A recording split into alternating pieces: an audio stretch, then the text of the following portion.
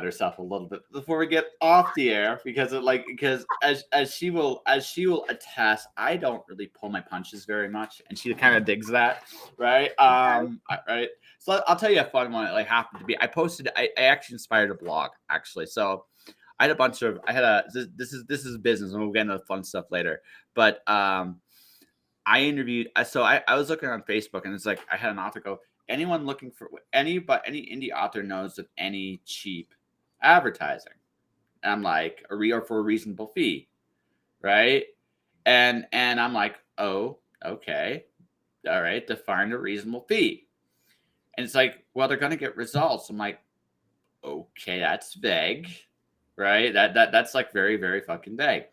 So another author came on and said, well, we should be paying advertisers from a percentage point. If they get a percentage rate increase in sales, we'll pay you. And I'm like, okay, so let me see if I understand this. If you're hiring someone to do a campaign, you're hiring and to research who likes your books. You're going to research, you're going to have them execute a strategy and a game plan. And if it doesn't somehow work, you're not paying them. Who's the predator here? Right? Right. And I'm very like, I do not pull punches anymore. I'm just very, very honest with you because here's how I look at this. Okay. You're an adult. If you cannot handle someone being direct and honest with you, you need to go back into the kiddie pool. Now, I'm not saying you're like, I really dig this. I'll never say this in a billion years, but I really dig it because here's the deal. I can be honest with you and I don't have to be mean to you. There's a difference between being honest and being mean. You don't need to be mean. But if you can't handle me being direct with you and saying, you'll never get this, it's not realistic, right? It's not realistic. I equate advertising to, so you'll get a dig at, you'll dig this. Do you remember back in the day when there was these old 1-900 numbers on TV late night? It's like, for a good time, call this. I do actually remember that. Yes. Yeah. So when you hire an advertiser, I realized what an advertiser was. They're not quite a call girl that fakes it, right? But you have to pay almost the same thing. You're paying for time and enthusiasm. That's what you're paying for, right? In that exact order, their time to invest in you, because they're investing their time to try to do something for you. And again, their enthusiasm. Because here's the thing. If you are trying to give all the responsibility of your product to somebody else to market it for you, right? Now, this varies depending on how much you do this, right? How much you go for this. But essentially, what you're paying for, what you're paying for is you're tasked someone to take the time to do that work for you, regardless of what the result is. And a good advertiser will never guarantee you a result. They're going to have testimonies to back it up. That's all they're going to have. And if someone's getting started, they're not going to guarantee you anything either, but they're going to tell you is, I'm going to get your word out there where I think it's going to work. And do you take the chance on me or not? Because I'm going to tell you this straight up, right? Most authors don't make enough money to justify a percentage point. If you're Coke, maybe, right? I personally think Coke would just give me the cash flat out, not even blink. Right. But maybe I do a percentage with Coke, but you can't realistically expect anybody to come out there and do anything for you for nothing. It's dumb. He said it's dumb. He's like, that's dumb. Yeah. And you're like, you're not arguing against this. You're just enjoying this. You don't get enough people being direct. That's what this is. That's what this is. It's like, I'm being very direct. I'm being actually very kind, as much as people may not want to hear it. I'm actually being very kind to you. If you disagree with me, wonderful. I'll tell you what. You go do it. And you do it for about, 2 or 3 months. And we'll see how you like it. And if you feel that should be free, I got a bridge to sell you somewhere. And just because. Because I guarantee you won't think that after about, I don't know, 5 minutes. Okay. There you go. I vented. I feel good. How about you? I'm good. So what's up? I'm good. So what are we talking about? I'm good. I am tomorrow contacting the American consulate, and I am seeing what it takes to get my passport renewed. I'm about 5 years behind, but I'm hoping they're going to give me, again, most of the information I need they still have. So I'm going to see what I need to get. That's going to be the next thing. And then I So am are you going to Canadian or are you American? I'm both. Dual. Oh, you're dual. Okay. Right? I'm dual citizen. So I can Okay. I don't a lot of the bullshit people deal with crossing So into why both are countries you contacting the consulate? because I have to get my passport renewed. I let it expire for a few years. So I need to go see the process of getting it renewed.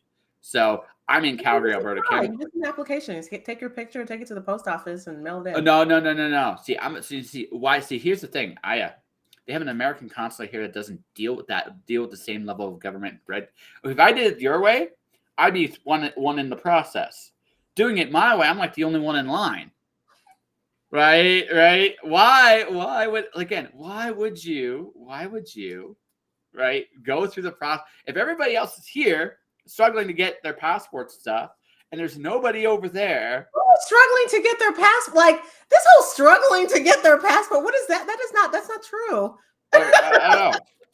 But it does take more time to when get their passport. That's yeah. not true in America. Okay, fair enough. There is a time limit. There's a so it might be quicker. I'm not so okay, so it's probably quicker, but it's not like a struggle. No, it shouldn't be like a major struggle. But I do need because the other thing too is I fall under an old a grandfather clause because I'm an American born abroad. I was born in Canada, but my dad was born and raised in the United States. So I might need to update my information for them so that when I go, I don't know. So I'm going to see what I need to do because, again, I let it expire. Because I let it expire, I might be starting from scratch, kind of, but only kind of because my sister still has her passport. So they can use the information for her to get most of the information from me. But do you have your actual passport? Do you actually have the physical passport? Mm-hmm. Then you're fine. Mm-hmm. I'll be good. I'll be good. But I gotta take that step, and then when I get to June, July, I'm going to see. I'm looking at states right now. I'm going to go into one of the states that doesn't require me to live there or go through the graduated license program. There are states that do this and get my driver's license. God bless America. Right, and then I look at getting an automobile because again, as you know, I'm approaching 1,000, episode 1,000, and I'm looking at getting my show. Do you have a driver's license in Canada? Not currently. I have to go get it. I have to go get it. It's one thing at a time. Get this passport. Are you driving right now? No, you're not driving. Okay. Where do you live? You live in Calgary, right? I live in Calgary, Alberta right now. So to put this, okay, now if I was living in LA, I wouldn't dream of taking transit in LA. I just wouldn't dream of it. I've been there. I've seen it. All right.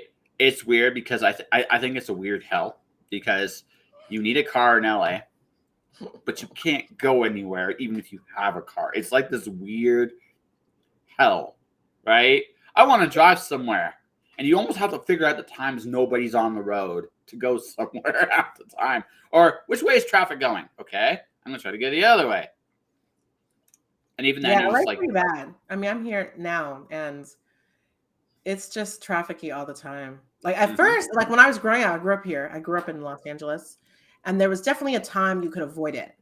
But now it's not. There's no time. It's just it'll be like 10 o'clock at night. Like really, it'll be 10 o'clock at night, 10 o'clock, like, and it will be like sardines. You're like, what is that? Like, it's just more people, I guess. More people. It's like again, it's a weird hell because you wouldn't dream of taking the bus or train or anything like that in LA because there's just no way to do it. But I mean, I have taken the bus in LA. I have taken public transportation in LA, and you can do it. People do it every day. People do it every day. It's done every day. People do it every day. I think more than 1 to 2 million people take public transportation every day in Los Angeles. So that's not actually accurate.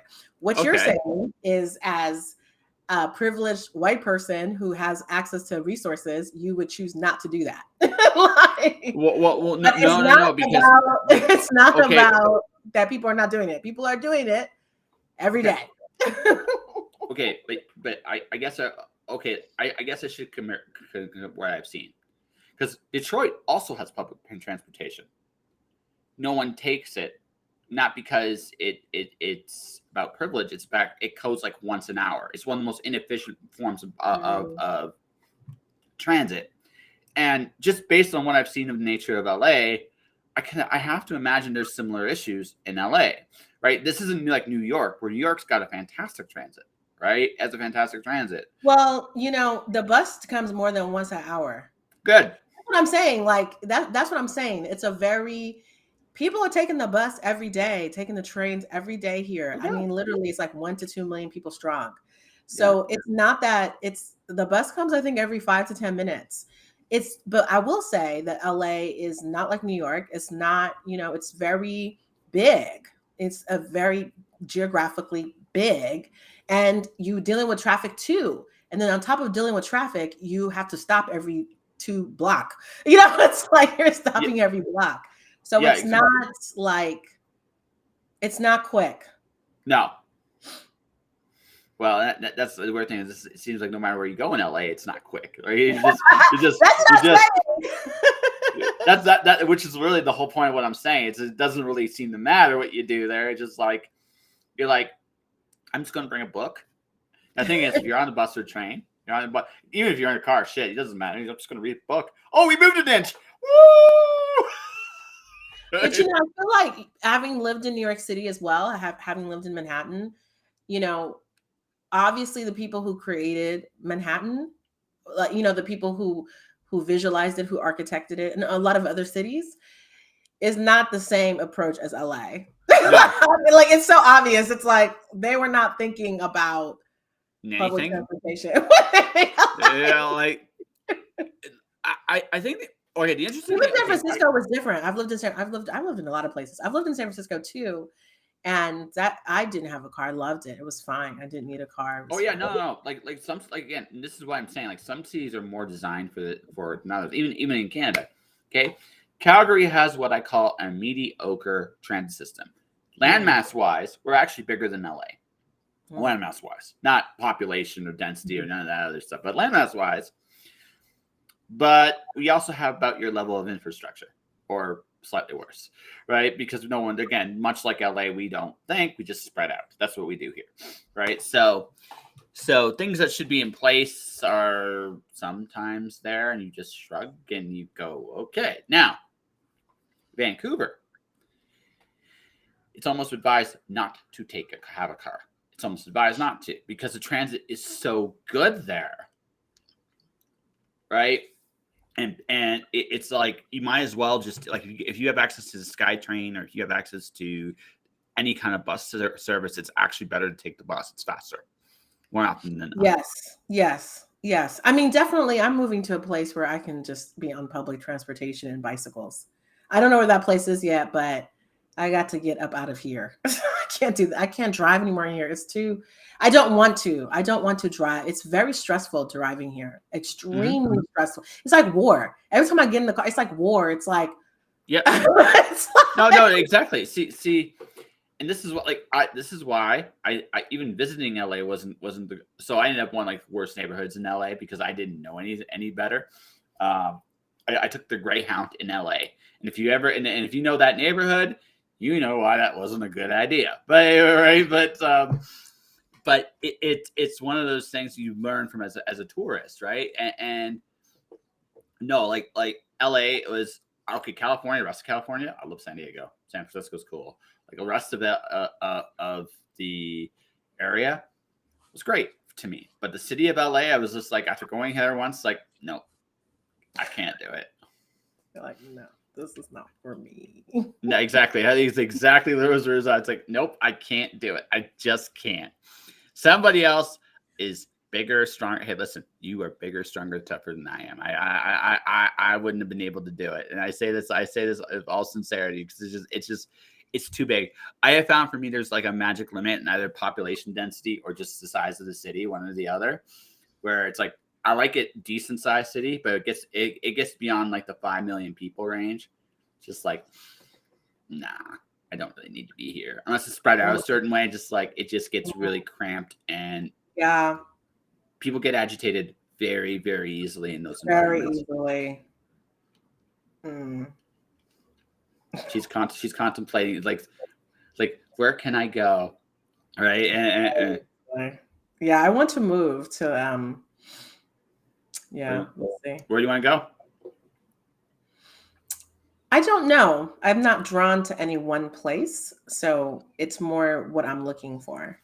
I'm not drawn to any one place, but I want to move somewhere where we can be outside, good weather, where we can have good public transportation, a bicycle, like we could bicycle, public transportation. Snow is like a once in a blue moon thing, or are you okay with snow? Well, I feel like if we had snow, we would have to like kind of have a car. So I don't know. I'm not anti-snow, but I'm not anti-snow. I'm not anti because I've lived in snowy places before. Mm-hmm. But I think that I wouldn't not move somewhere because of snow, but I wouldn't pick somewhere because of snow. I wouldn't be like, oh, let's live here. Yeah, no, I totally get it. I live in Calgary. So with our winter, our coldest day was -46. Yeah. Yeah. I questioned my sanity that day. It's okay. You're not the only one questioning sanity. Like, yeah. So it just gives you just extremes, right? Other than both. So when is that? Like, what is it? Like, can you go outside? Like when it's? Oh yeah, you. No. See here, because it's such a regular part of our environment. You have to go outside. This isn't places that get snow once a year and shut down because of it. This is not this place. This place will keep going because today everybody else is still going through Arctic hell. Ours, we're going to be in that tipping point of winter spring for the next couple weeks, but so we're going to be at between 28 and like 36 degrees is about where we're going to be for the hovering around, depending on the day, for the next week or so, right? So that's where we're at. But right now, and what we get, you guys get after, but we usually get it first, and we're like the second coldest place in the country, right? The coldest place is Winnipeg, Manitoba, which has gotten down to -60. So, what does that feel like? I'm so curious. Like, what does it feel like? What is it like? Oh, geez. Okay, so when you get so this is this is gonna sound really weird. I'm gonna try to do this because you guys do Fahrenheit. When you get to 20 degrees Celsius, 20 degrees Fahrenheit, still feels warm. I want you to think about that for a second. Right? All right. It still feels warm. It like once. So here, that for us, that's like -0, like 0 to -10 degrees Celsius. So when you get to that point, it still feels warm. You're still used, like it doesn't hit you hard. Now where I'm at is dry. It doesn't.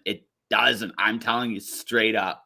You don't even start to notice it until you get to about -15. So when you get to about 15, 10 degrees, that's when it starts to feel cold. Right? That's actually when it starts to feel cold.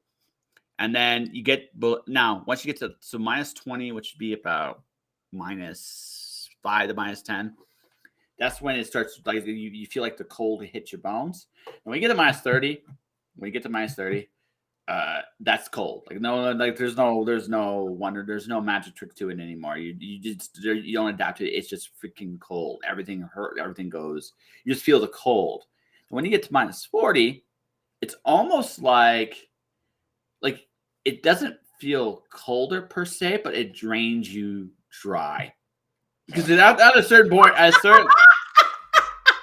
does. I felt that. That was really funny. I felt that. Like you're like, yeah. What the drink? Yeah, I can feel. No, that's what happens when you get to like -40, -50, -60. You'll go out. It is so cold.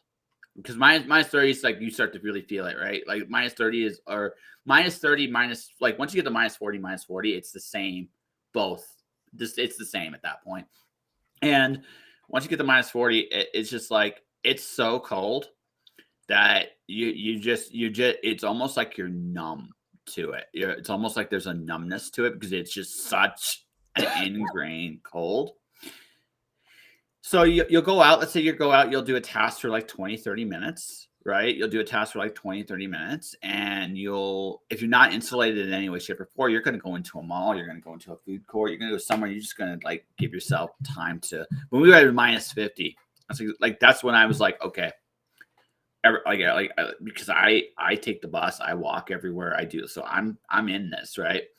So I go in and I sit for like 20 minutes just to kind of feel my energy kind of getting back up a little bit. You're not in any rush. I'm going to tell you this straight up. In that weather, no sane individual is going to be in a rush to go anywhere. You're not in a rush. No one's in that. Because here's what happens. You get into a rush, you're going to slip on the ice. You're going to slip somewhere. You're going to end up somewhere. So no one's in a rush. No one, because it's just it's not conducive to you going home and getting your ass warm, rushing out in that weather.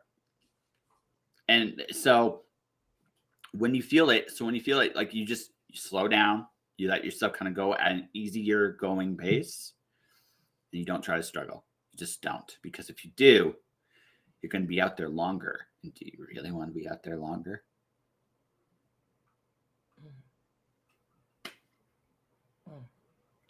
Put some thought into that, huh? And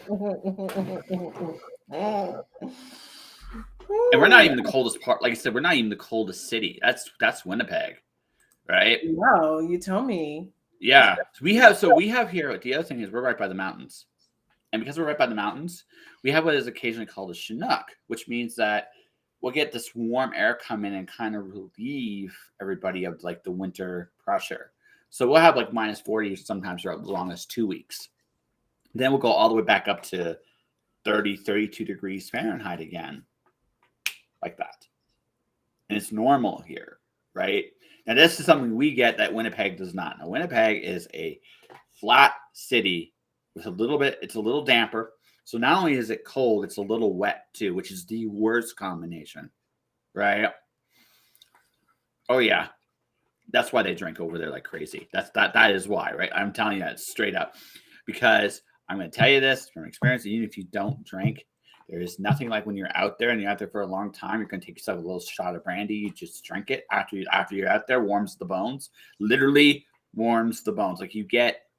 But like I said, at this particular point in time, like what you would consider cold, I would probably be just like dressed like this, and I wouldn't even. Maybe I have a toque on, and I wouldn't even notice.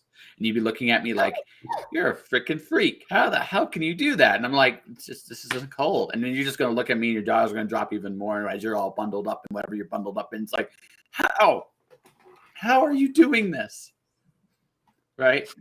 And because I'm used to it, right? Because I'm used to really even colder weather. Right. And I've also lived the opposite. I lived in 120 degree weather in Phoenix, Arizona. So I know what that feels like too. That's a different. I've lived in Phoenix too. That was terrible. Yeah. I felt like it was like the same as when I lived in Phoenix in the summers. It was just terrible. It was just like no change in weather because it was just hot all the time. It was just hot. It was just, it'd be midnight and it would be 105. It would be 3 a.m. and it was just hot. It was just unbelievable. It was just hot all the time. And that was very draining. That was very draining. No, that drains you too. But here's the thing. It wasn't the sun that got you. It was the roads that got you in Phoenix. Because the roads were these black tarmac things. So not only were you getting it from above, you were getting it below you too. Yeah, right. Right. Getting it from above, if it was just from above, it wouldn't be great. Don't get me wrong, but it wouldn't be as bad. Yeah, I could see that. Whoever designed the roads in Arizona was an idiot. Because it's just what would they make it out of? I'm not clay. I'm not saying the fact that they use like a black absorbing, like something that actually legitimately absorbs heat, right? At least change the color or something so it doesn't just absorb everything that's being in there. Because I gotta tell you, it's the only time in my life my feet have felt like almost like they were on sand, like really hot sand at the beach. regularly, and it's the tarmac. Like I said, like above, there are tricks you can do to deal with the Phoenix weather a little bit above. There are tricks you can do, but the fact that you're hitting and getting hit here, and you're breathing it in underneath it, like that's what you're doing, right? Like that is legitimately what you're doing. That's what kills you there. That's what does you in, right? And like I said, a little bit more thought wouldn't be quite as bad. It still wouldn't be great. I mean, once you get to like 120, it's just like unbelievable, right? But I've lived in both extremes, so I'm more used to the cold than I am to the heat at this point. But I know tricks to survive the heat too. Mm-hmm.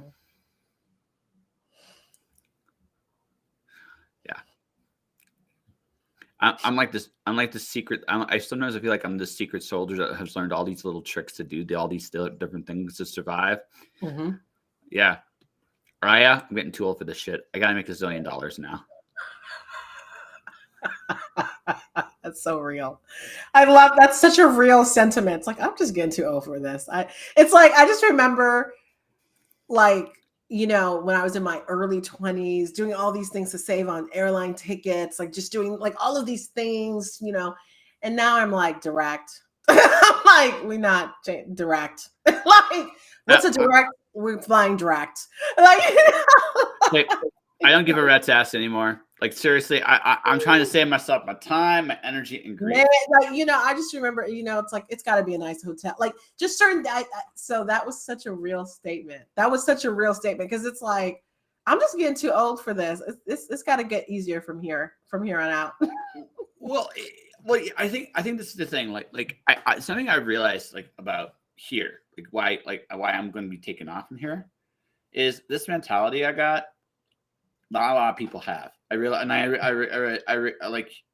like people are like, yeah, I'm too old for this shit, but what am I gonna do about it? It's like fucking not do this shit no more. I mean, why the hell? Like, why would you go down the same path if you know what the same result is? I got that in me. I'm at that point in my life where I got that in me. I'm going to again. I'm proud. I mean, saying that I'm going to be living in a fucking van for who knows how long to figure out where I fit next. But it occurs to me, it's like what I'm tired of, and this is just me being like really for me personally, I'm tired of being unsure where I fit, and I'd rather find somewhere where I do at least fit at least a decent amount. I can be an anomaly in the place a little bit, and that's fine, doing my own thing. But I'm happy to go in. I'm happy to be here. I'm not killing myself. Mm-hmm. I'm not dealing, and whatever horseshit I have to deal with, I can deal with. I can tolerate in my head that this is worth the grief, right? And that's where I'm at, and I think what happens with a lot of people is they get to that point and they kind of like, well, I don't know what else to do, and I'm just gonna keep going, and I'm like, why are you keeping going? Like, why are you doing the same thing? You're not going to be happy. And then by the time they're 60 and 70, they're like, yes, I did it. I'm like, golf clap. Here you go. Congrats, I guess. Are you happy? That's it. That's where I'm at. Maybe I am like crazy, but am I missing something, or am I on something, or am I onto something? It's just, well, what I will say is the majority of people, and when I say the majority of people, that's a very generalized statement, but the majority of people don't even really understand they can create their life. You know, like they don't, because it's a lot of responsibility to create your life. It's a lot of responsibility. Like it's a lot. Like the responsibility is heavy. And, you know, and I don't even think it's like a fear thing. It's like to me, it's not even about fear. It's just, it's heavy responsibility. And I think people are not used to that. They're used to the conversations that people have. Embedded in the conversations is avoidance of responsibility, right? Just generally speaking. And so it's like, oh, like, I don't like this. It's like, okay, well, What don't you like? Okay, I don't like this, or I don't like this relationship. Like you see that all the time. People will be in relationships with people, long-term situations, long-term marriages, long-term partnerships, and it's so obvious they're just not into that person anymore for whatever reason, right? Like, but it's like I don't want to work on it.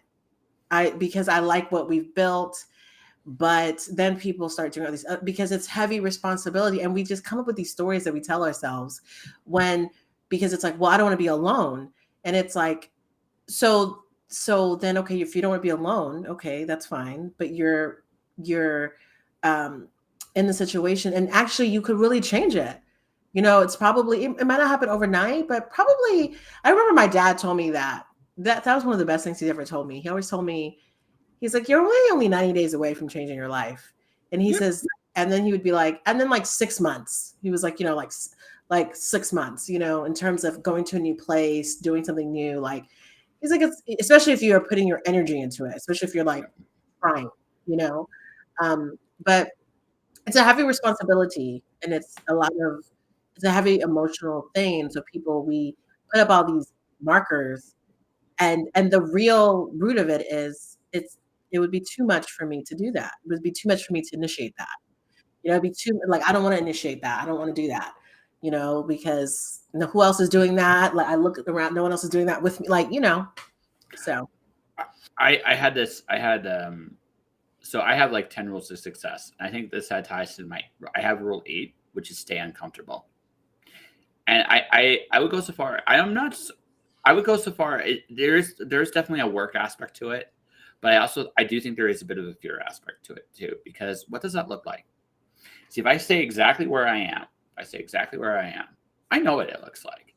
It could suck, but I know what to expect. And there's a comfort in that, right? If suddenly, I think like fear of success and fear of failure are actually the same fear. It's a fear of change. If you fear failing, what you fear is nothing you do is going to matter.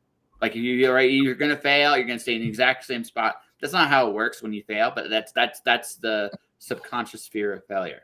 The fear of success is the opposite. Well, it's all going to change, but to what? I don't know. And the unknown can be a scary thing too. Like, yes, I know this. Okay, relationship wise, I know this person and me don't really do anything anymore. We hardly talk. We don't date. We don't do any intimacy. We're just. I have seen this plenty of times. I've seen this far more. Plenty. Yes. Plenty. Yeah. Right. And sometimes I find out whether I want to or not. That's something else about it too. It's just like it happens. But what I realize is, okay, so here's the thing. So none of this stuff, this is normal, but I know this person and I am happy with this person. And the law says I'm going to lose my, like part of it's also, I'm going to lose my ass sometimes if I leave this person and I don't want to rebuild all over again. There's work in that. I've worked hard for this. That narrative is that's a very, but that's what I'm saying, because that lets me know I'm not saying it's bad. So hear me. I'm not saying it's bad, because it kind of goes into what we were talking about earlier. Like, I'm getting too old to rebuild. Like, that's a lot of people's like, I'm getting too old to, like, I don't want to be rebuilding from scratch and do it. Like, that's too much.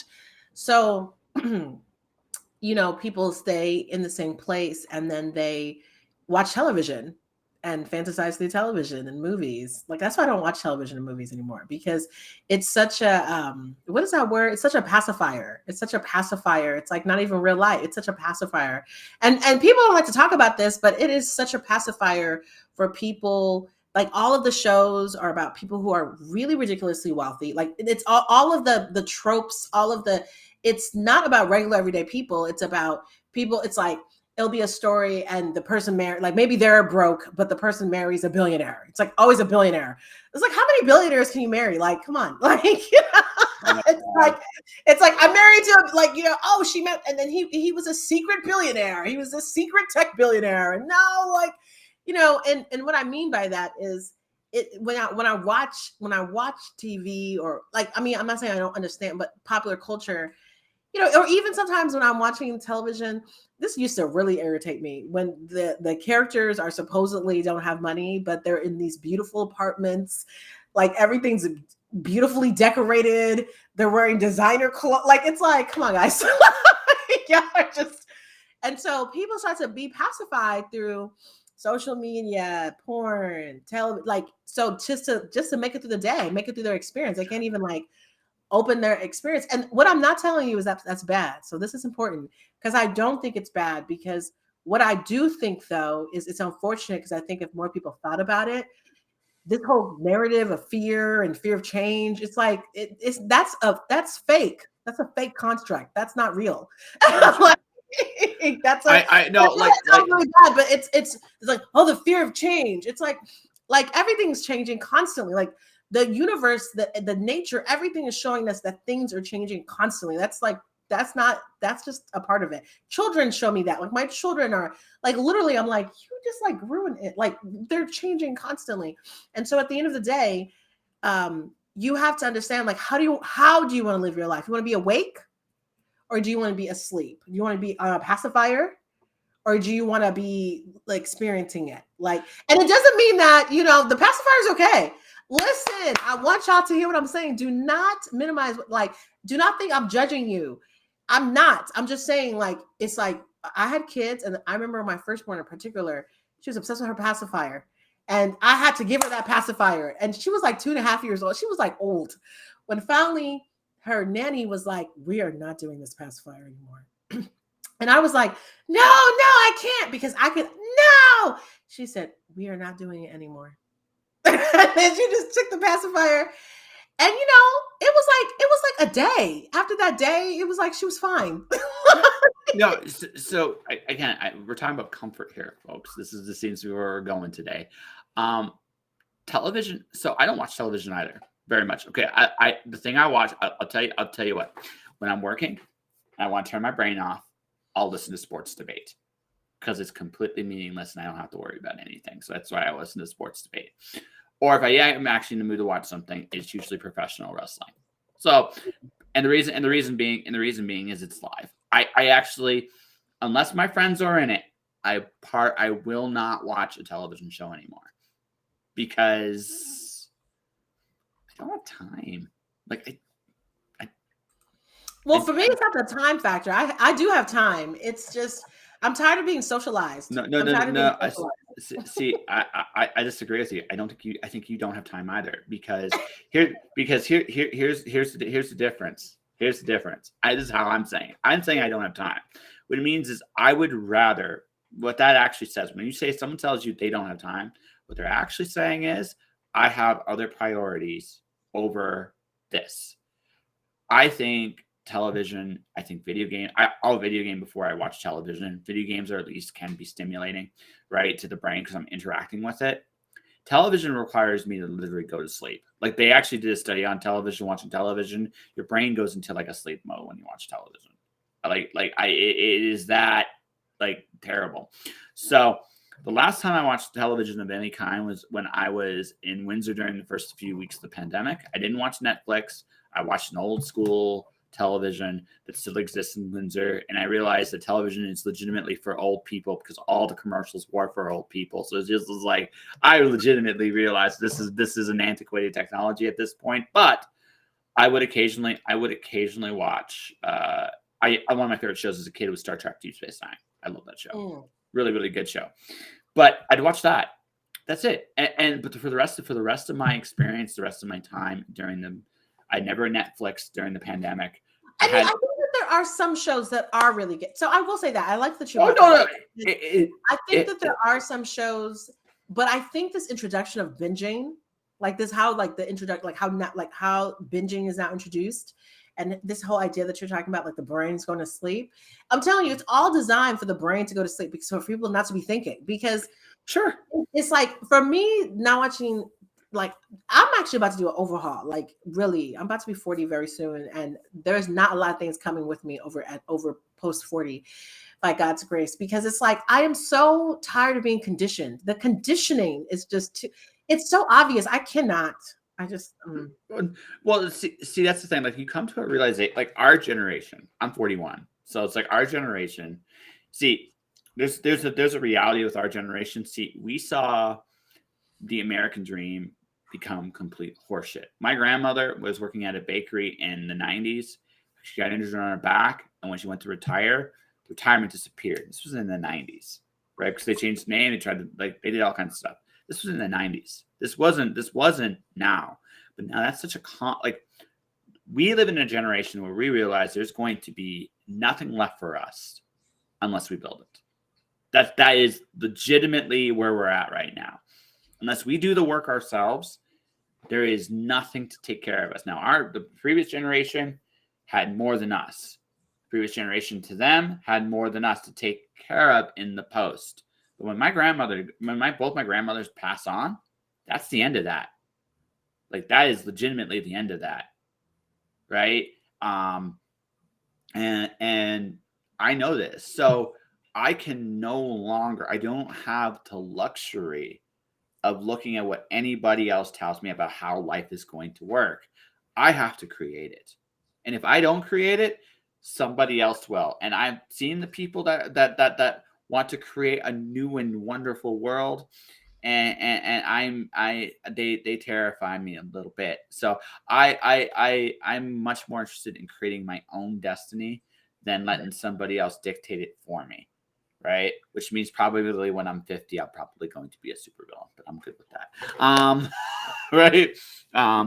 But that's where we're at. Like that's where we're at in the world right now. I think our generations are very aware of this reality, and it's like, well, if we don't do so, we have to make decisions about how we want to see the world.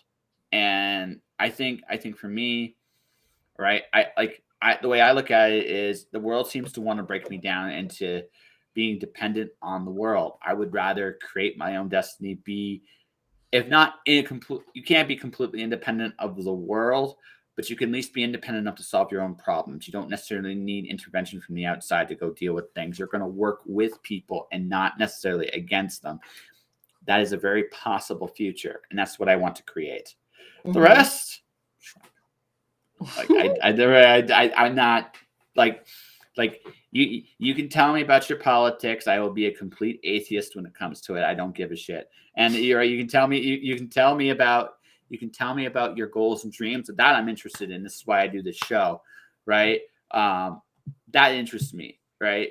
I don't care what the world thinks about how the world should be. I truly don't give a shit. What I give a shit about is the world I want to create, which not is meaning going into a little bubble to escape the world. It's actually being part of the world and not the shit that's advertised on television, not the Hallmark movies, the Disneyification and sugarcoating of the realities in front of us. I don't want that anymore.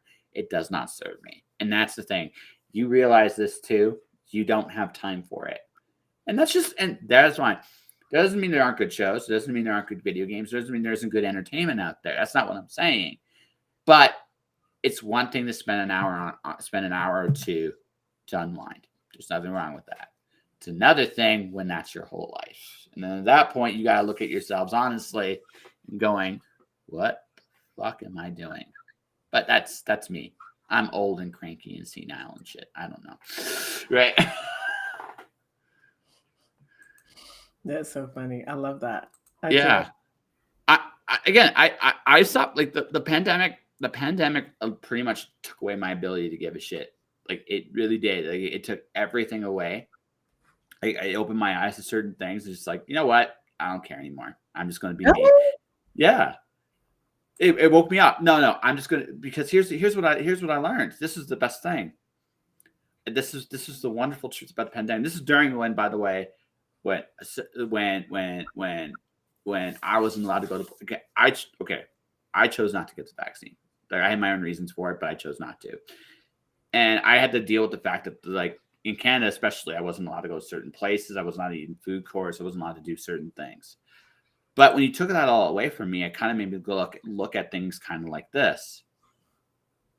Do I really want to be a part? Is this world what I really want to be a part of? Absolutely. For real. It's so whack. Yeah. Right. No, that's the thing, right? Right. Yeah, I'd be like looking at someone like, why? Sometimes I always think as a case study of Elon Musk. People will be like, Elon is this, and I honestly just, am so disgusted by his lack of humanity for other people. And even his like, do you know his wife? This was his first wife. This was terrible. Elon was fighting with somebody on Twitter about something, and I saw it not through Twitter, but someone posted about it. Yeah. And they were fighting about something, and he was like, "I would never use my kids as a as a way to get attention or something like that. I have had my firstborn child died in my arms, and that was a life, that was something for my life, and blah, blah, blah." Why did his wife tweet back? She tweeted back. She was like, "Actually, he definitely died in my arms. He definitely, you were not around." It was like, and I felt what she was saying, because she was like, "I'm not even saying this because I'm like mad at you. It's just the outright lie. Like, it's just that's not how it happens." No. It's like, "I'm not even mad at you, but like that's just really not how it happened." And for me to sit here and not address that is like ridiculous. And I bring that example up because that's what I mean. But it doesn't matter how many people, his wives, his children, people, it doesn't matter what they say about him. People are just like, "He's a billionaire. He did this. He's great." And it's like, y'all don't need to think deeper. Well, okay, so by the way, I'm not excusing anybody's behavior, but I've also kind of come to a realization is a lot of people we don't have a universal consensus on how the world works anymore. Like when we were kids, we had this idea, and whether it was right or wrong, that's not really the point. The point is we had this universal consensus that has eroded, and nothing has really replaced it. Like honestly, if anything, I wake up and I look at how some people speak and think every day, and I'm wondering if I'm more confused now because something happened and I don't understand anymore. And because it's just like one day it was this, now it's this, now it's this, now it's this. Like what has happened, I think, in the world today, especially in the West. I don't know about like many other countries in the world, right? But in the West, we don't have that consensus. So now we're going back to some weird, bizarre tribalism. By the way, I'm not saying Elon Musk is a good example. I don't have an opinion on him one way or the other. I look at it like this. He's a rich dude. He's made money. I've seen his work practices. I've seen some of his. I don't necessarily think he's a complete monster. I don't necessarily think he's a complete saint. He certainly has his flaws, but he's no different than every other rich person on this planet, right? The only difference is, how do I put this? Abraham Lincoln said this best. How do you determine a person's character best? Give them power, because it brings all their characteristics to light. You want power, if you want responsibility, you have wealth, you're going to see all their qualities, good and bad. It's not just they're bad, but they're good as well, because it's all amplified. So when you look at a really rich person, you're just seeing that application of both their good qualities and their bad qualities, right? And you can decide which, right? That's fine. I look at it more like they're not going to give a shit what I think, and they don't have they don't have to worry about it, right? I can't control what they're doing. Like this isn't excusing what he did to his kid, right? The fact that he wasn't there doesn't excuse the fact that, again, from a human rights working standpoint, I don't think very much of him at all, right? That doesn't excuse those things. But I also realize that in this current world, how it currently is structured, we do not have a system in power to hold these people in check. So this is always going to be, while this is the case, this is always going to be, and it's about almost like you're choosing your rich. A lot of people, it's like it's choosing that rich person they like. Well, I like Musk. And I think it's interesting that you're saying that, and I agree. That's an interesting perspective. Yeah. I think what I'm really disgusted with humanity by is that we can check rich people. Everyone else can check rich people. We just choose not to because they're rich. Like, because it's like it's and not even based on, because that whole thing I saw with him and his wife, it wasn't that he was there or not there. It was like, why would you lie? Like, why would you, like, it's not about him being, you know, whatever that was, you know, but it's like, because I could feel her energy in the words. Yeah, sure. I've been with a narcissist before. Like, why do you feel the need to just rewrite? That's just not what happened. Well, that's just not what happened, bro. Like, okay, so as far as the narcissistic stuff goes, as far as the narcissism and him being a manipulative shit and all that stuff, like, then that, at least in regards to his relationships, I don't know the man, so I'm not going to make anything about him as a person. What I am going to say is, like, I also realize that some people have this weird idea. It's like, oh, I have never hurt somebody, or I never could do this. No, bullshit. You did it. And not only did you do it, right? But again, that story they tell themselves about who they are. That's what I'm saying. It was just like, it was so like, I knew, I could feel her energy in the sense of like, she was not responding because she was mad at him. No. Like, she wasn't like trying to, she was just like, bro, like, it just didn't happen like that. Like, bro. Totally. Like, again, if anything, you're just proving how human he really is. Right? Bro, it didn't happen like that. And for you to be putting it off like it happened like that, that's problematic. And so, as a result, so I'm not even picking on him. I use him because he's such a popular example. Oh, sure, yes. Picking on him, but it's more like, I have just noticed, so we give so much room for rich people. Yes. When it's like, how much do they have to do to us? How much do they have to do to the planet? How much do they have to do? Like, how much before we are finally like, yo, bro, yo, sis, like, you're kind of whack.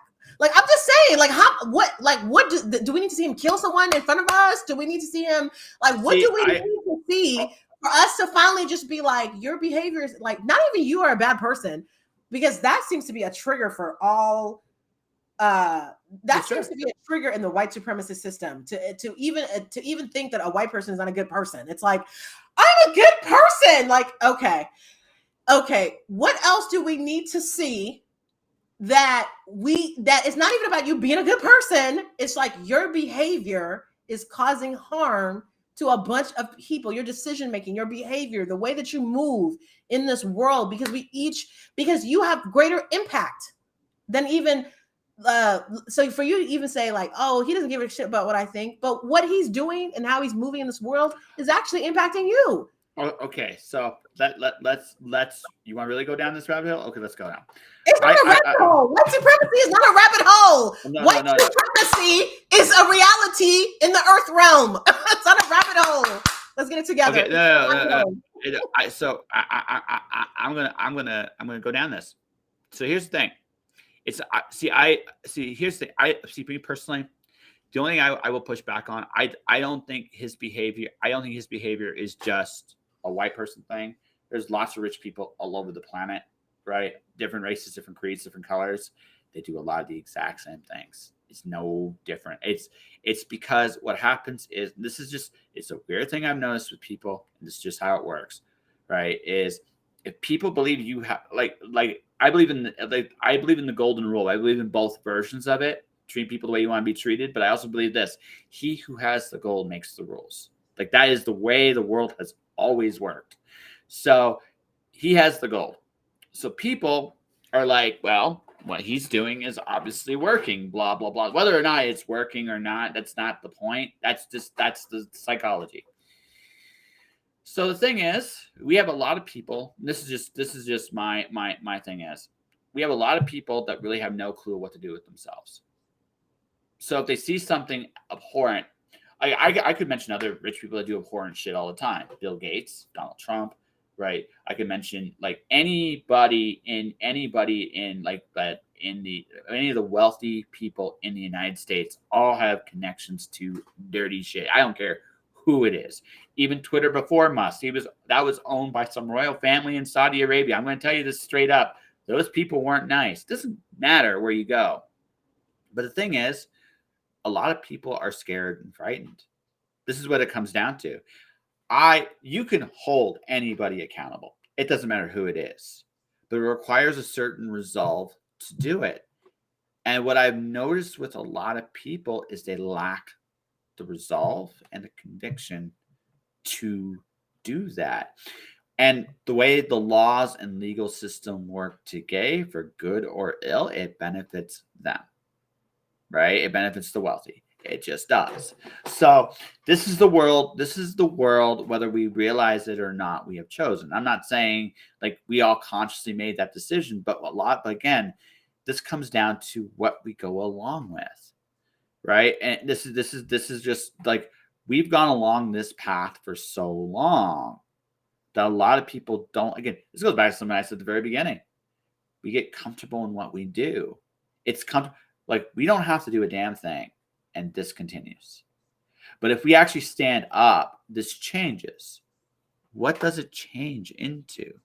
Now, inevitably, if we don't do something, this whole thing collapses. It just does. There's no ifs, there's no ands, there's no buts. But a lot of people in the process of this journey, I talked about this, critical thinking, being awake, being aware of what's going on around you, as you so eloquently put it, right? That's not exactly what everybody wants to do, because if you see the truth, if you can look and see the world for what it is, then you're going to conclude, much like I concluded, there's something very wrong with it, and that and it needs to change, right? Now, I've hit that point in my life that I realized that I'm not interested in changing people's beliefs anymore. I'm just not. It's just not in my DNA to care that much about that.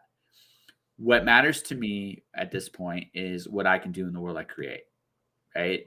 Now, that might seem like a very selfish thing, but I know I can control me. Now, I can shatter illusions. I'm very good at that, but here's the thing. People don't like that when you do that too much, because what tends to happen there is they get mad at you. It's like, how do I like my fantasy? It's like, I don't give a shit about your fantasy. But that's the thing. We have to be very honest with what's going on in the world as a culture and a society. And we're not. So therefore, people like Musk, it's not just Musk, people like Musk, people like Trump, people like Biden, all these people that are in power right now are doing what they please because we are afraid of what happens if we don't. And I'm not talking like physical force. I don't even think it's about that anymore. I think it's more to do with the fact that we just don't know what we want anymore as a culture. And so it's just easier to go along with this. That's my thought.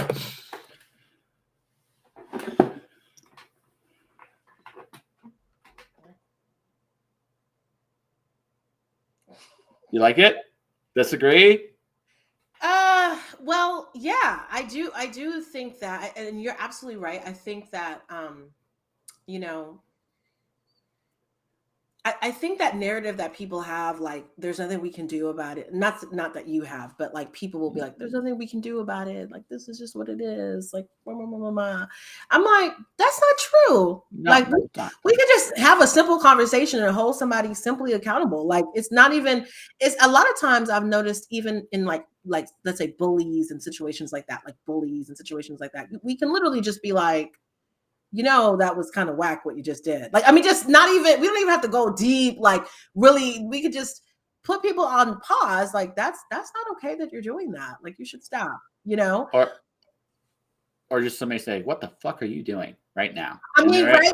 Like that, like what, whatever, but just calling it out, like, that's not really okay. Like, I'm not sure why you're doing that, but that's not really okay. That would pause a lot of people. Like, a lot of people, if you say that, the powers that be or whatever, it's the whole sleep. It's like the whole, like, the thing is being socialized. Everyone's a billionaire. Everyone, like, the whole thing is like, it's so socialized to put the elite. Like, I was watching on Netflix, there's a show called You, and I was watching it previously. So like, I was like, oh, look, it was the 3rd season. They came out. Let me watch it. And the whole premise of this one is like, the 1st season, he did not have money, and the person he was into was not like ridiculously wealthy, but her boyfriend was. The 2nd season, the girl was a billionaire. Like, the 3rd season, he's in this bastion coven of ultra high net worth people. And just the conversation was just so absurd. Like the shit that they were saying, I was like, wow, they are really wanting us to take this on as if life is that one dimensional. I don't think you're bad because you're rich. I don't think that. I don't think you're good because you're poor. Nothing is one dimensional. But we all can objectively look at people's behavior. I mean, I feel like it's objective to be able to look at my behavior, your behavior, someone else's behavior over time. Like, I mean, I don't think it's, I mean, of course we could say, oh, we don't have all the facts. That's true. But some people live in the public eye. So we actually do have a lot more facts. Like people have a lot more facts about someone who lives in the public eye than someone who does not, for sure. But everyone is around, unless you're like living on an island, even if you live or you live very remotely, like you live in a remote place, there's people who can see you every day. Even if you live, remember that bear guy? Do you remember that bear guy? Do you know what I'm talking about? The guy who lived with the bears? Yes. And he died, unfortunately, with a woman who lived with the bears. I did not know that, but okay. Well, maybe I don't know if there's more than one bear guy, but this bear guy in particular, he believed he could talk to bears, and he believed he lived with bears, and he lived with bears. Now, it was interesting because he had this whole public persona where he lived with bears by himself in the wilderness, and he didn't like humans, blah blah blah. But after he died, he died? Who did he die with? He died with a woman that was there. A woman was there with him, although he swore that no one was ever there with him. Now it came out because the woman died because the bear attacked him and the woman, right? And the bear attacked him and the woman, so they're dead. So they're dead. But he died in that way, and because she was there, people started doing some research. Everything he was saying was a lie. Like and then the people who would fly them there, that he was like, yeah, he didn't want us to know, but yeah, he was flying different women here. You know, he had relationships, you know, and he had like this and that. Why do I say that? It's not about the relationship. I don't care about that. But it's like, why do you feel like you need to project this when this is not true? It's still a big deal that you out here in the wilderness living with bears, even if you got a girlfriend. Why is that less than? Why is the truth less than? That's what I don't understand. And like, it's like whether you're ultra wealthy, it's very difficult to have a level of privacy where someone didn't know who you are. Okay, you kind of went on pause for a second there, so I missed the last little bit of it. But no, I'm just saying. I just said like how it's like, regardless of where you're at, whether you're ultra wealthy, private, you're regular everyday person, you're living on Skid Row in LA, there are people who see you every day who know your pattern of behavior over time. Even if you're on Skid Row, they're the same people who see you on Skid Row. If you Elon, your people who are around you see you. If you're the bear guy, the people see you. Like, so that's what I'm saying. Like, there is actually like a pattern of, there's actually evidence of a person's behavior. So I don't have to be like, oh, you're not a good person, I don't want to judge you as a person. Like, since that's such an uncomfortable thing for people to say, fine, let's not judge people as people. Let's talk about your pattern of behavior over time. So I play with some, like, I don't know if you're aware of the red pill movement going on. So I actually was looking up some of that stuff just for shits and giggles, just to get Is it with the guys who are like, oh, you know, we don't want to talk to women or something? It's like, oh no, so that's you either. It's that again, I'm not. I fell into this. Actually, what is the red pill movement? What is? I don't know. Yeah. I fell into this kind of by like one of those random things. But one of the things so one of the big proponents of it was a gentleman by the name of Kevin Samuels, right? And it's really like, now again, yes, okay, yes, he died. He's dead. Yeah, no, he died. He died not too long ago. And so I was looking at some of his older videos. The one thing I did agree with him is, you know what, if you really want to measure someone's character, and by the way, notice that's the big thing I'm going with, his character. hold them accountable for their actions and see what happens. You will learn everything you need to know about somebody just doing that. That's all it takes. It doesn't take anything else. I'm not judging the person. Like, here's the thing, I'm not judging the person. I can just say, it's like going back to what Elon Musk did, right? Or ex-wife, I should say, or ex whatever their relationship was. Mm-hmm. You're right. She wasn't mad at him. Probably didn't give a shit about him one way or the other, right? But she was like, "No, I'm holding you accountable. This is what you did. Yes. This is what you did, right? This is what you did." Well, and she did it. No big deal. It was not even a big deal here. It's like, you know what? No, this is what happened, and this is what you did, and this is what you didn't do. And I bet you didn't say a damn word. He didn't say a damn thing. No, there's nothing he could say. What could he say? Right. So that's that, right? Because the thing about that is, right? The thing about that is we're all guilty to some degree. We have to be on, and again, being very honest, we all bullshit ourselves a little bit. We all do it, right? We all do it. No. I'm sorry. No, I'm sorry. See, even like you should ask yourself, you should really do some soul searching. Why do you have this hesitation to judge people? Like, that's fake. That's fake. That's what people say. Like, oh, I don't want to judge people. Like, even when I hear people saying that, I'm like, that's just like the precursor. Would you behave however they want to behave? Like, no. Yes, it is. Yes, it is. Do you want me to tell you what the difference is? Because I will tell you. What is the difference? I told you. I look at things from the point of view of actions and accountability. That's what I'm saying. But what I'm saying is, like, why? So if someone is saying, I'm not judging you as a person, how are you different? But because here's the okay. And it's one of the things he kept saying. I'm trying. Hold on. Because you've been talking. Listen, don't do that. What I'm trying to say to you is I've used the word specifically, continuously, pattern. I didn't say one-time thing over here when I was 5, when I was 29. I didn't say that. I said pattern. Sure. I said pattern of behavior. I didn't say like, okay, I was doing this for, 1 minute when I was 16 and now I'm 50 and you're talking to me about something I did at 16. I'm not talking about that. Mm-hmm. I'm not either. This is okay. So I have interviewed hundreds of people on the show. Hundreds. This is why I it's not that I can have opinions on your actions. I can have opinions. And again, to me, the real measuring stick with anybody, and this is as much as a judgment as I give anybody, is this. How do you handle being accountable for your actions? I can measure that completely. I can unequivocally. That's patterns of behavior. That's owning, like, that's all of us. I can own that, right? I can own that, right? Because I can see that, I can measure that, I can record that, right? What I can't fully do is I can look at you and understand how you got there.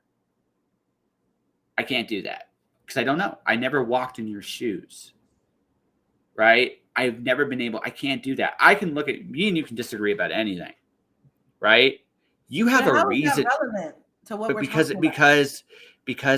here's the thing. It's relevant in the sense that, okay, it's relevant in the sense that at some point, like I look at it like this. If this is being kind to people. And the reason I'm being kind to people is this. Sooner or later, it's going to be my turn. There's a selfish what? Like you're what? for being held to my actions and being accountable for them. There is nothing wrong with being held to your actions. No, there's not. No, there's not. Okay. There's nothing wrong with that. There's nothing wrong with that. And I'm not saying there is. Okay, but you're saying like, oh, that's kindness. It's like it's gonna happen to me. So sometimes when I see that, it's like this is facts. So what I'm saying to you is two different things. The first thing I'm saying to you is this narrative that we all have about, oh, we can't judge people. I'm like, that's not really the point. The point is not about what is judging someone. That's not the point. The point is all of us, like we tend to agree with that. All of us can look at a person and hold them accountable to their behavior and their pattern of behavior. I don't want to be like, oh, you did this one time and I'm going to make a whole case of who you are. Sure. No, I'm talking about your pattern of behavior over time, over a period of time. Like, absolutely. It's problematic. Like, this has been happening for like 5 years now. Like, are you about to, or whatever, right? So that in and of itself, to me, is what at least I'm talking about. So let's get on the same page. I might be saying this other thing, like, because this other conversation that's introduced to me is always a red herring deflection, distraction for people not to stay focused on the topic. The topic is, let's hold you accountable to your pattern of behavior. That's all it is. So it's not about being like, listen, hold me accountable. So if I'm a parent, if my girls grow up and they're like, mommy, let's hold you accountable to your behavior as a mother while you were raising us. You were this, and this. Now we can say, like, maybe sometimes people see it, people can only focus on the negative. We could say that. That's true. Sometimes we could only focus on the negative. Okay, well, then you have evidence to say, okay, that's true, but what about this pattern of behavior? I did this, and this. So you can have a tapestry of a tapestry of behavior, right? I'm not about like throwing people out with the bathwater. I'm not saying that, but what I am saying is that it just feels like all of these rigmarole conversations are really a way for people to wriggle out of being held responsible for their actions. Like even Kevin Samuels. It's funny that you brought him up. Kevin Samuels, I know of him because he is African American, big in the African American community. He was all this kind of stuff. One thing I know for facts is that the way that he talked about women was objectifying. It's like, you have less value because of this, and that. No, absolutely. Who are you to describe somebody's value? Like, maybe you don't value that person, and that's fine. You don't have to. You're not the woman for me. But guess what? You were dying with some woman who didn't even know you, who didn't even want to be, like, once she found out that you died, she wanted to leave immediately. Mm-hmm. What kind of, like, that's your life. So that thinking got you that woman who, when you die, she didn't even want to be there. She didn't want to be there. That's facts. Because if you actually cared about, like, if you were pouring into a woman and loving her, and you died on her that morning, on top of her, she would be crying for you, not trying to disappear. So yeah, miss me with that. People miss me with that. I can't. Okay. Miss me with that. Okay. So I'll ask this. I was going to ask a question about this. Probably the first question I've asked on this interview. Right? Do you try to okay. I think this is how I just see the difference between judgment and actions and accountability. Right? The difference is understanding. I can look at an action individually and an accountability individually. Like, even if it's a pattern of behavior over time, I can call someone out on that. Right? But that doesn't mean I understand the person. But what, like, that's what I'm saying. But see, for me, this is just my approach. This isn't obviously, this is something this is something I care about, that, right? Mm-hmm. So I look at it like, I look at the fact that everybody's got, like, good and bad to them, like, mm-hmm. good and bad to them. And I realize that everybody sees the world a little differently. And I like trying to understand people and where they're coming from, because to me, that's what makes it this interesting to me, right? Because they don't see the world the way I see it. And that is a wonderful thing, because I don't see everything, right? Right now. And so when I think of judgment, right, I think I close the door to that kind of understanding. Now, that doesn't mean, or where I agree with you, that doesn't mean that if you do something, I'm maybe seeing a friend I haven't seen in a year, like in 5 years, mm-hmm. right? This weekend. Mm-hmm. Thing is, he has this really bad habit of no-showing events, mm-hmm. right? So if he no-shows me here, I'm not even going to bother, mm-hmm. right? Because the pattern of behavior has told me that he does, for whatever reason, he has no desire to see me or follow through on his commitments. And I'm not going to deal with it because I don't have time. Mm-hmm. Right? I still wish him well. And hopefully whatever he's going through, he works through it. And if he does show up, this is what I'm going to do. I am going to ask him about this pattern of behavior for the last few years I've known him and what's actually going on. because I want to understand what's going on. Right? Does that make sense? Mm-hmm. Right? Does that make sense? That's fine. I mean, that is absolutely fine. Yeah. Like, absolutely. Like, there is nothing wrong with that. That's just another like, there's nothing wrong with that. Absolutely nothing wrong with that. I don't think there's anything wrong with that. I just don't think it changes the actual reality. Like, whatever, like, let's say based on this example that you gave me, let's say the day comes and he doesn't come for whatever reason, right? And you're like, and you said, okay, I'm not even gonna bother because this has been a pattern with him. Okay, so the day came and he didn't show up. He didn't, I guess the issue is he's not really telling you he's not going to show up. It's not so much that he's not showing up. Yeah. So he's not really taking the time to be like, hey, bro, like, I'm not showing up. I'm sorry, something came up. And so it's like, you're just not, like, what's going on? So if he comes that day and he doesn't show up without giving you any type of warning, it's like, that is his pattern of behavior over time. Absolutely. I could be like, why, if, like, let's say I ask him, why didn't you show up to see Josh? Like, what's going on? You know, he could tell me, I don't know what he's going to tell me, right? He could tell me anything. Who knows? He could tell me, man, like, I have anxiety. Oh, I have this, you know, or I don't like Josh. He could tell me a lot of different things. Sure. But if he doesn't express that to someone, like that doesn't take away from the fact that it's very simple to just tell that I'm not going to, is a character issue. You need to deal with that. Like that it's like, whatever, like, if you have anxiety, you can be like, bro, I have anxiety, I can't come. If you don't like me, stop saying yes to my meeting you. like that's what I'm saying. Like, it doesn't really, let's say he comes that day and he comes that day and you're like, I'm so glad you're here. It's really good to see you. Hey, you know, I really want to talk to you about something. Over the last 3 times, you didn't show up and you didn't say anything. Why? You know, he's going to tell you whatever he tells you. And then at the end of that,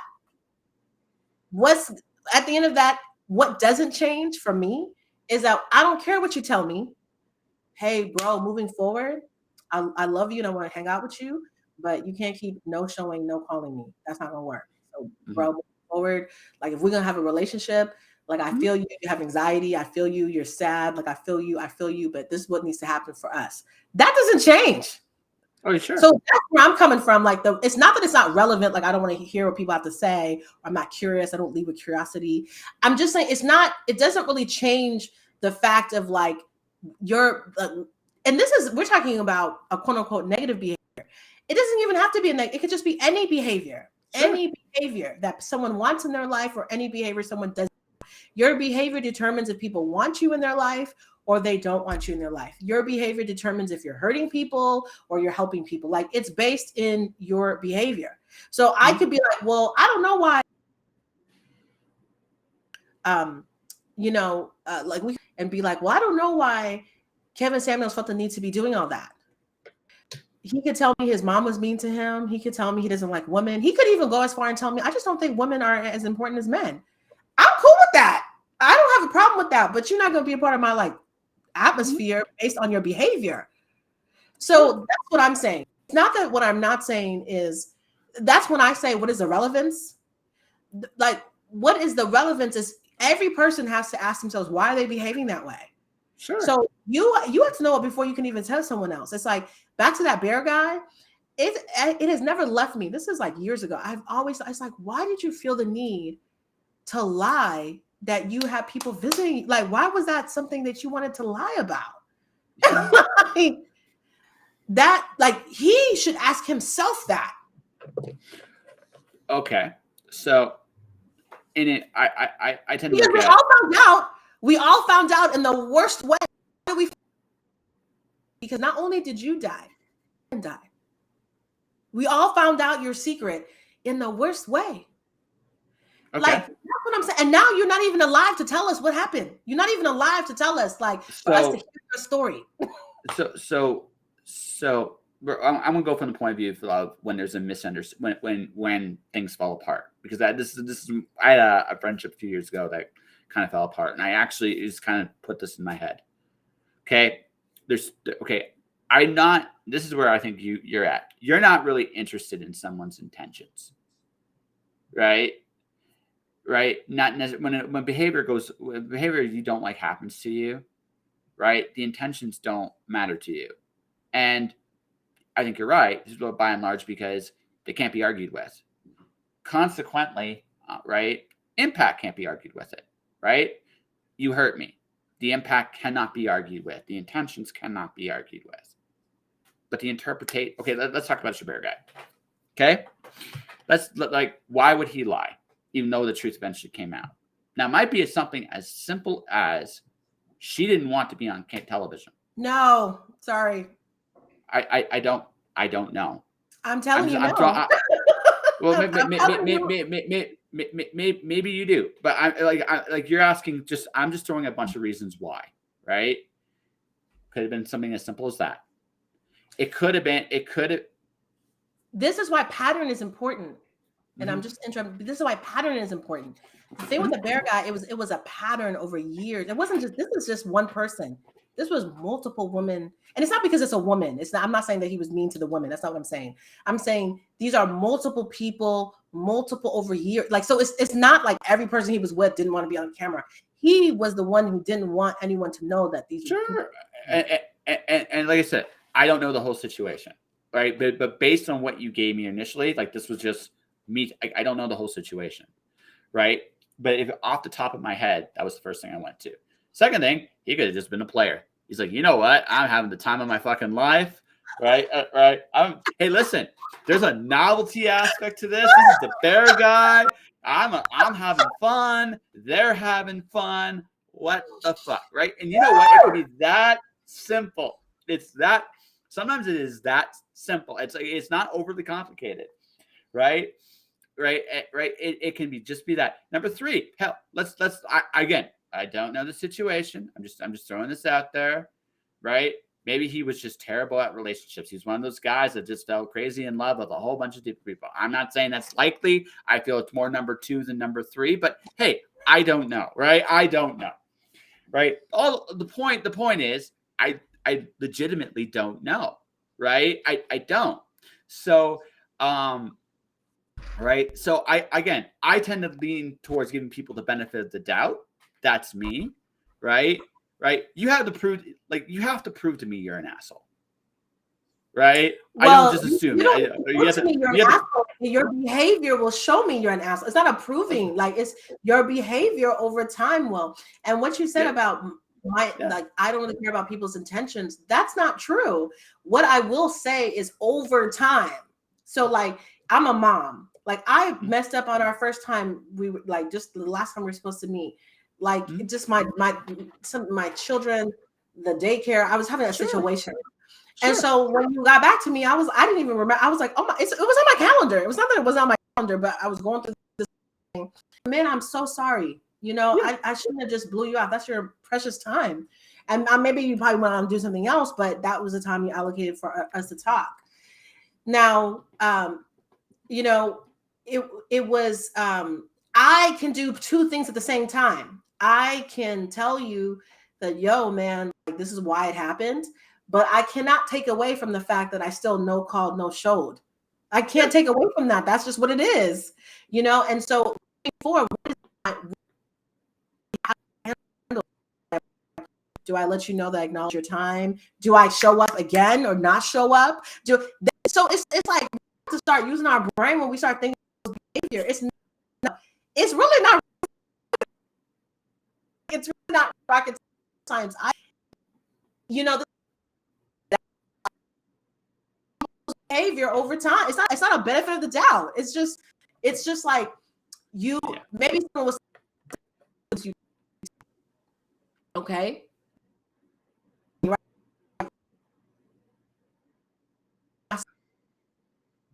What if my response was? Can you hear me? Hello? I hear you now. Now you kind of went off and on for your signal's going in and out. Yeah, I don't know why. Yeah.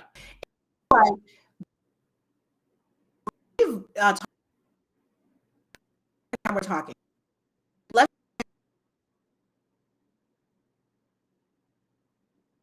okay, if you can see me and hear me, your signal's going really in and out. Really, really in and out. If you can't see me, that's fine. I'm kind of just taking the time here. There it goes. You're back. You're back. You're back. Well, kind of back. Hold on. I can watch your signal based on the device there. Can you say something? Okay. It's telling me that my stream is it's getting, the tea is getting, that's how it always is, right? This is acting stupid. I don't know. Can you hear me now? No, you're coming back. You're slowly coming back. You're slowly coming back. Okay. Yeah. Okay. So to go with your what I, sorry. Kind of. Do you want to speak again, or do you want me what I picked up and where I agree with you, and where I agree with you, and where like I said, when it comes to here's the thing, here's the difference. Like in the bear guy example, this is the bear guy example here, right? I don't know him, like not like you do anyway. Like you're right, like this, right. So you have more information than I do. So I can't. So my point of view on the bear guy is a lot more limited than yours, because you have more information than I do. You can make a more valid explanation, right? So I say it like that because, right? Because obviously, yeah, like I don't know. So my first three things are like, okay, based on the information you give me, what can I dictate based on accordingly, right? Right. It's like, and again, I'm not saying best or worst. It's just I only have so much information. You have more information, so you can make a much more accurate depiction of his behavior and patterns of behavior than I can. Right? So, as such, I'm going to take your word for it, because honestly, like me personally, while I've heard of the bear guy, I don't like this. That was like his life, his business, and I'm not saying that like to dismiss what you're saying. I'm saying that more like I don't know. Like I legitimately don't know. So I can't really. But going to what you said about you not showing up for like other people, yeah, like you know what, you things happened, right? You honestly you honestly forgot because you had what seemed to be a family emergency. Totally get that, right? When you first no-showed, I was annoyed, because, well, it sucked having losing time. I can't get that back. But on the other hand, you owned it. Like you didn't duck it. It's like you owned it. You told me what was going on, right? You basically explained what happened, and no problem. Things happen. But right? See, that's what I'm saying. So what I'm saying is, I'm glad that you said it. So totally accurate with the bear guy. Right. So before I can even acknowledge any other human being, it's all based on the information that we have. So I can totally get you with that.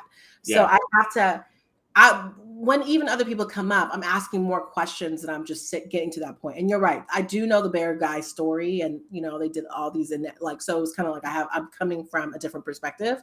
Yeah. And not because I don't like the bear guy, but I found that just really stuck out to me. It's like, yeah, no, you're fascinated by the story. Like to me, I don't have the same fascination, but that doesn't mean, right? That doesn't mean, again, but so you. No, that's fine. But I'm just saying. So let's go back to the example of me no call, no showing this event. So it's like this idea of giving people the benefit of the doubt is strange to me, because it's just kind of like, what all we gotta do is just watch how it plays out. So let's say, what if I didn't? What if I completely ignored you? I completely ignored you. Okay. Number two, what if I didn't ignore you? I reached back to you in 2 weeks. What if I didn't apologize? I wasn't apologetic. I didn't take responsibility. What if you asked me about it and I was like, what's the big deal? Like, what if, that's what I'm saying. Like, we don't have to give people the benefit of the doubt. We just have to watch it play out. Like, that's all we have to do. Like, and in addition to that, speak up when we need to speak up. People's behavior speaks for them. Like, it's not this complicated thing. It's like, it's just a complicated thing. So based on what I'm telling you, it's true. You don't have to accept it. You could be like, man, you wasted my time. Like, that's whack, blah, blah, blah. So yes, that's a rigid interpretation. That's a rigid response, but it's within the realm of reason. Like, my time is valuable. I have a bunch of things to do. Like, you can, so that's like, people, it could be hard. It could be characterized as harsh, but it's totally valid. So yes, in that place, it's like you have more, you're more understanding. But one of the reasons why you're more understanding is because I am apologetic and I am coming to you with a valid, like, not valid, but because that's what happened. Like, you were the reason you got a pass, like a big pass, is you didn't bullshit. Like, I've been in, by the way, consequently, I mean, the other reason you got a pass too is I've made the same mistake. There was a guest about 2-3 weeks ago, no, about a month ago, someone I really, really value as a person. She's like, I stood up and I'm like, oh, I didn't. And I looked at my calendar and I put it in the wrong date. It's literally legitimately what happened. Mistakes happen. Mm-hmm. I have made them. So I am like, especially if it's something I can, again, I did not, and the same thing. I didn't duck it. I didn't make an excuse for it. I apologized for it immediately. Then I explained what happened. Right. And she graciously gave me another chance and I didn't blow it. Right. Now, here's the other thing. It gets you, again, we all make mistakes. There's no such thing as a perfect thing. But this goes something to one of my favorite, like, actual podcasts I listen to is Jocko Willink. And one of the biggest things he talks about is accountability. And it's true. Like, if you own what you did up front, you get away. I'm not saying you get away with more shit, but you will get a lot more of a pass. Because what most people genuinely care about isn't that you did or didn't do the action, right? Yes. Right. Absolutely. And that's what I'm saying. It's like, yeah. And if you do take an accountability stance on your behavior and how you act and how you present yourself and how you take accountability for how your behavior impacts other people. After a while, like, if let's say that was a big problem for me. Like, I was just, no calling, no showing with people, which has been a problem for me in my 20s, right? So then it's like I had to face that. Okay, you need to, like, put stuff in the calendar. You need to do this. You need to do this. That's also, accountability is also the secret to actually changing your behavior, because you're like, yeah, this is kind of whack. You're like, why am I acting like this? So that's what I'm saying. So I agree with you. I'm not, like, I don't want you to think that people's intentions don't matter to me, because that's not actually accurate. It's not actually accurate. But what I will say just categorically is over time. So over time, if I just no call, no show people over time, and I don't say anything and I don't take responsibility, like, that's a character flaw for me. Like, I don't want to. And what's going to happen is people not going to want to work with me. They're not going to invite me. They're not going to. There's going to be consequences to that, But I feel like with rich people, the ultra high net worth. So this is my issue. Going back to the original issue.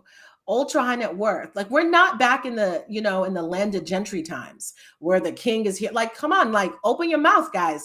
When I say guys, I mean me, you, everybody. Like, we're not in, like, this is our best opportunity to turn it around. If you see someone doing something, it doesn't matter if it's Elon Musk, it doesn't matter if it's Egbuho, it doesn't matter.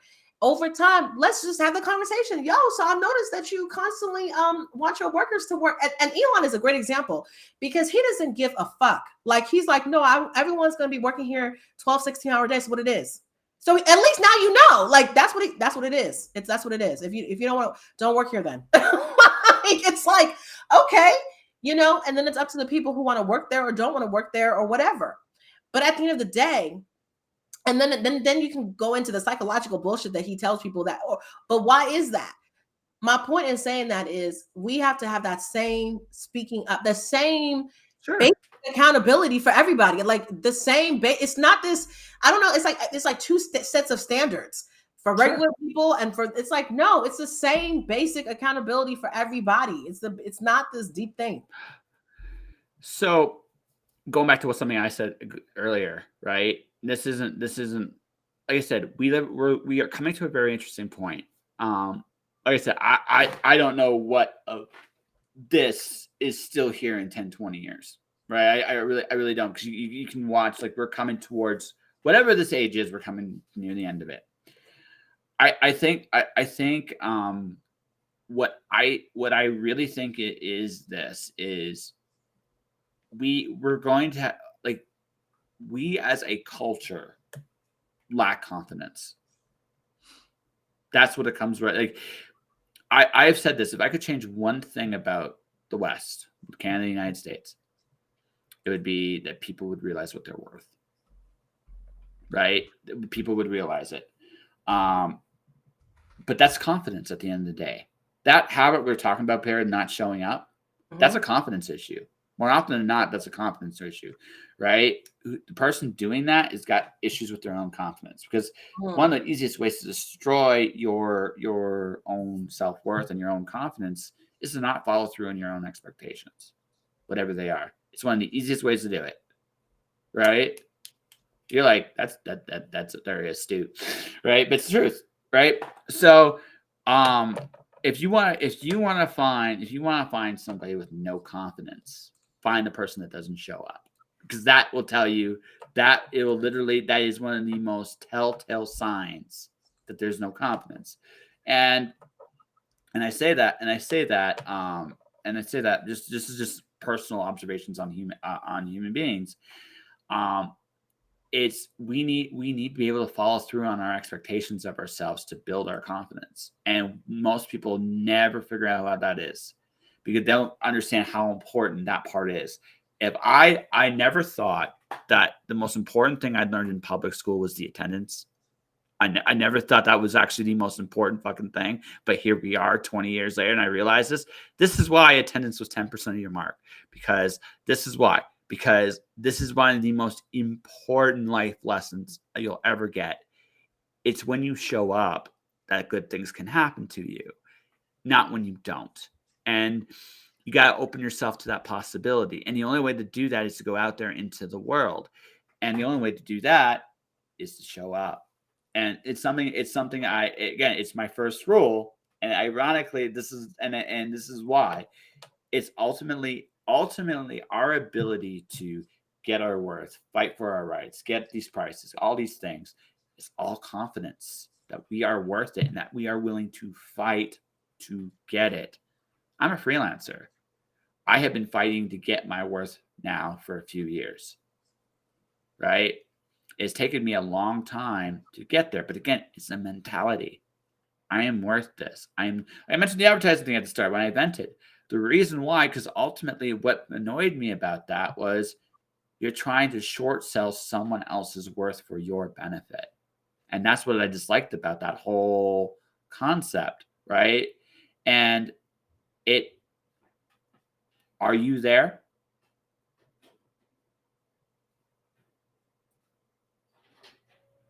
I don't think she's there, folks. Hi. Can you hear me? Okay. I now can hear you again. Could you hear me? Yeah. Could you hear me? So Extreme will say that I'm not connected. So I think when it tells me I'm not connected, then you don't see me and I don't hear you. But then okay. Yeah. So kind of. See me? Okay, here it goes. It's back. It's kind of back now. But I've got to go soon. Who does? I know, it's okay. But this has been really good. I like how we ended with confidence. I'm going to be thinking about that. I like that because you're right. It's like you can see. You're right. I like how you ended that. Like, are you going to show up and something? I like that because it's true. Yeah. It's true. It's like even like something as simple as content creation, and maybe it's not simple, but even as something as simple as content creation, like it's always interesting to me when people are like, oh, I have to make my content. Like, oh, I'm like, this is not this big thing. But because of that, and I think that's what I'm trying to say. Like, I'm not hating on any person. But I definitely think that, we all should ask questions and hold people accountable. And so the first person you hold, the first, don't be trying to hold other people But at the same time, we can hold other people accountable. Like we can be like, well, this is what you said, or can you tell me more about that? And we can lead with curiosity first. I do believe that. I do lead with curiosity. And then a lot of times though, when you do lead with curiosity and you're in good faith, it's a lot of these things will start to happen. You'll be like, oh, it's not good faith. Their response is not good faith. Watch out for these manipulative tactics out here so you can protect yourself. Well, that's it. That's ultimately the last thing I'll say, and then we'll wrap this up. Is your confidence is going to give you the ability to fight back. Legitimately that is, if someone wants to take something from me, right, I have the courage to tell them to go fuck themselves, right? And that might seem like a small thing, but honestly, people would rather not deal with somebody that's willing to stand their ground and deal with someone that won't. And that's the big difference. Like I say, if I could change one thing in this world, in the Western world, that would be it. And nothing else would matter. All right, Aya. This is going to be probably the last time you're on the show like this, because this is wrapping up in this form. Like when I break 1,000 something somewhere. So what do you want people to know about you before you go? I'm a real one. Okay. I'm a real one. And I think everybody should really learn about narcissism. Like really get some books, do some research, read some books. Now don't watch YouTube videos, read some books by professionals. And why do I say this? I say this because a lot of the tactics that we're seeing, deflection, manipulation, red herring, gaslighting, all of these things, you need to learn about them. And when you learn about them, when it's happening to you, it's so clear it's happening. You'll be like, oh, and then when you're doing it, you'll see like, oh, I'm doing this too. You have to protect yourself. We live in an age of manipulation. The media is trying to manipulate you, your wife, your husband. A lot of people are trying to manipulate your thoughts, your actions, your words. And so you need to really protect yourself from manipulation. You need to really walk around with open eyes. So I'm a real one. So if you ever follow me, you can follow me everywhere at Egbuho. I'm always going to be talking the real. Is there a webpage you want to actually be found at? www.ayaegbuho.com. So everything's centered around my name. So www.ayaegbuho.com. And you can find me. You can email me at aya@ayaegbuho.com. There you go. And you can find me on any social media platform at Egbuho. And follow my YouTube channel. What I actually talk about is parenting and business building. So I talk a lot about business, coaching business, and parenting, and how to do the juggle between the two. I talk about God, and I also talk about dismantling injustice. So I also talk about that. So there you go, folks. I brought Aya back because she was the last time we talked about like relationships and love life. This time, right? Accountability and confidence ultimately at the end of the day. So for everybody watching, everybody listening, I'm going to be back a little bit later on tonight. I'm doing a double whammy tonight. I'm getting introduced. So a gentleman by the name of Rodney Fike will be back from Haslam Comics to promoting his Kickstarter, and we're going to get interrupted by another individual a little bit later in that evening. It's going to be a long stream, but a fun one. So stay tuned tonight. But for everybody watching, everybody listening, thank you for watching. Thank you for listening. Stay inspired. Keep shining in the dark. And I'll see you guys next time.